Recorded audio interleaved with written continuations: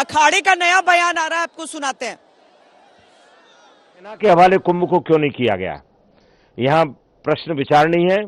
मैं उत्तर प्रदेश के chief secretary और उत्तर प्रदेश के जो डीजीपी लाइन ऑर्डर हैं, जो डीजीपी हैं, मैं इन लोगों को व्यक्तिगत हमेशा कहता रहा कि आप सेना को बुलवाइए और सेना को ये कुंभ हवाले कीजिए, क्योंकि इतनी जनता आने के बाद ये पुलिस प्रशासन के बस का काम नहीं है।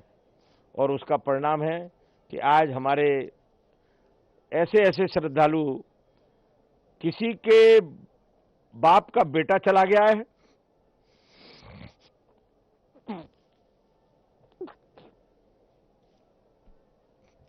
किसी का पुत्र चला गया है।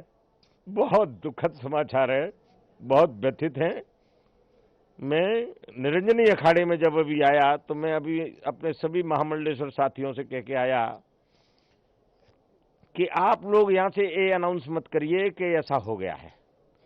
आप लोग धीरे धीरे अपने भक्तों को कहिए कि वो अपने अपने कैंपों में लौटें, क्योंकि एक साथ अगर हम वहां भी कह देंगे कि स्नान रद्द हो गया है तो लोग एकदम वहां भी भगदड़ मचने की आशंका है। और प्रशासन पूरी तरह फेल हो गया है, निकम्मा प्रशासन।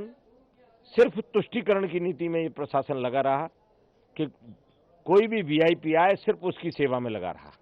मैंने देखा कि जो भी वीआईपी यहां आया सिर्फ प्रशासन उसकी जी हजूरी में लगा रहा। इसके अलावा इस प्रशासन को इस कुंभ से कोई मतलब नहीं था, किसी भी व्यवस्था से कोई मतलब नहीं था।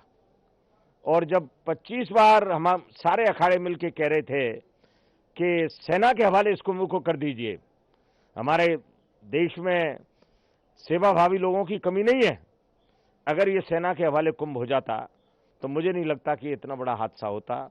बहुत दुख है, बहुत दुख है, बहुत दुख है। अखाड़ों ने क्या निर्णय लिया? देखिए, अखाड़े तो जो प्रशासन व्यवस्था कहती है उसके अनुकूल चलते हैं। हम सब लोग संवैधानिक व्यवस्था में विश्वास करते हैं और संवैधानिक व्यवस्था के तहत इस मेले की जवाबदारी जो है प्रशासन की है, जो भली भांति इसको संपन्न कराए। और मैं महामंडलेश्वर स्वामी प्रेमानंद पुरी निरंजनी अखाड़ा पूरे देशवासियों को ये कहना चाहता हूं कि आप ये मत समझिए कि आगे जो स्नान है वो ठीक से नहीं होंगे। स्नान सब ठीक से होंगे और माननीय प्रधानमंत्री जी का संदेश आ गया है कि सेना के हवाले कुंभ को किया जा रहा है। महामंडलेश्वर स्वामी प्रेमानंद पुरी निरंजनी अखाड़ा, अर्जी वाले हनुमान, उज्जैन।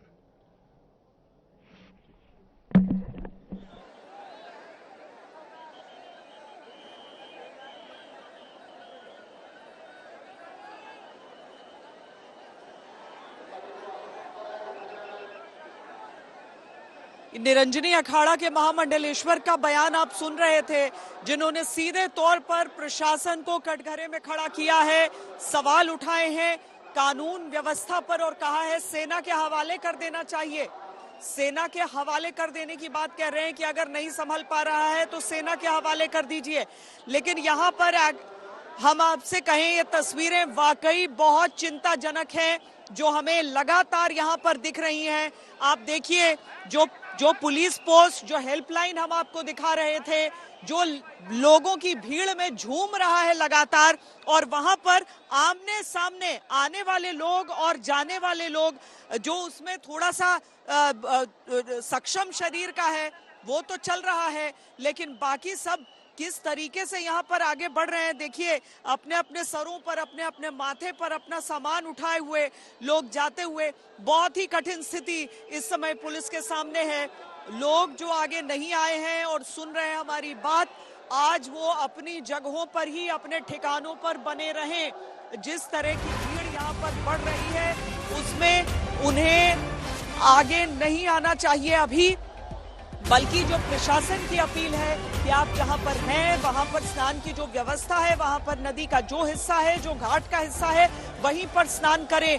भीड़ लगातार जो यहां पर बढ़ रही है संगम स्नान की कोशिश में, और संगम स्नान के लिए ये जो हिस्सा है उसे पूरी तरीके से बंद किया गया है। अखाड़ों के लिए कहा जा रहा था कि अभी प्रतीक्षा कीजिए, वो आएंगे और अखाड़े स्नान करेंगे, लेकिन अभी तक जो रुख हमें सुनाई दे रहा है, जो बातें सुनाई दे रही हैं, उसमें यह बहुत मुश्किल लगता है कि अखाड़े सरकार की बात सुनकर आज स्नान के लिए आएंगे। लेकिन कोशिशें बताया जा रहा है कि जारी हैं। महंत रविंद्र पुरी ने जो कहा है उसका हिस्सा भी हम आपको एक बार फिर सुनाते हैं।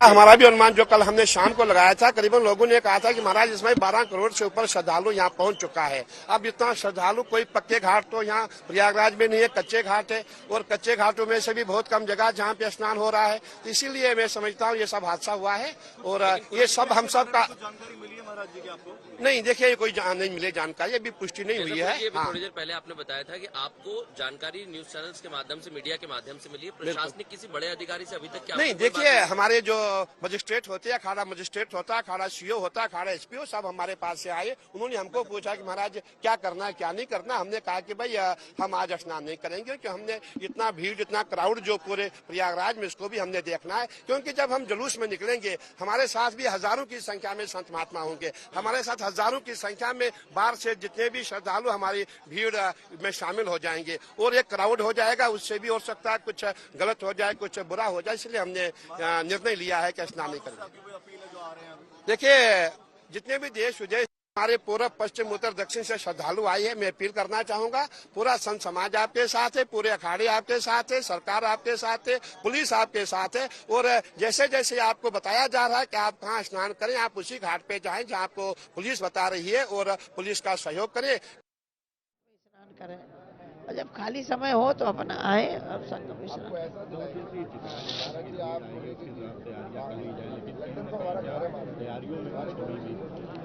नहीं, अभी मैं तो ये नहीं कह सकती तैयारियों में कमी नहीं थी।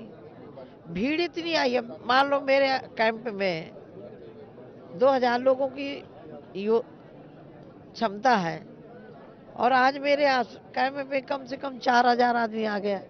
तो कैसे जैसे तैसे उनको रजाई उड़ाना, भोजन 24 घंटा भंडारा चल रहा है। तो ये अभी इसमें कुछ मैं निष्कर्ष तक नहीं कह सकती कि कारण क्या है। साध्वी निरंजन ज्योति में केंद्रीय मंत्री रही हूँ पूर्व भारत सरकार में।